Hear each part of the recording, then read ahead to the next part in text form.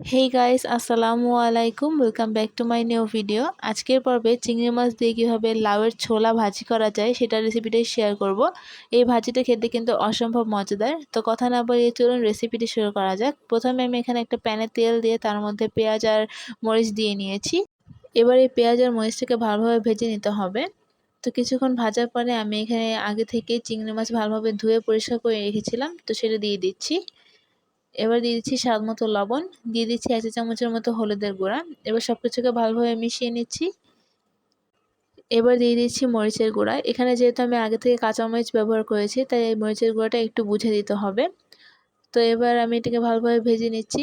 তো এবার আমি এখানে দিয়ে দিচ্ছি পানি। তো এই পানিটা আমি 2-3 বার করে দিয়ে এটাকে ভালোভাবে ভেজে নিতে হবে।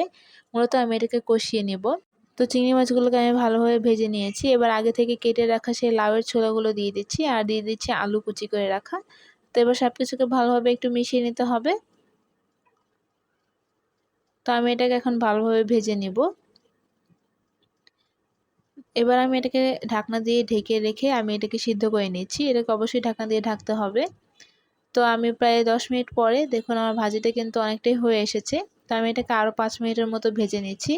তো 5 মিনিট পর আমার ভাজিটা কিন্তু একদম রেডি। তো এবার এটা আমি সার্ভ করে নিচ্ছি। তো ব্যাস তৈরি হয়ে গেল মজাদার চিংড়ি মাছ দিয়ে লাউয়ের ছোলা ভাজি।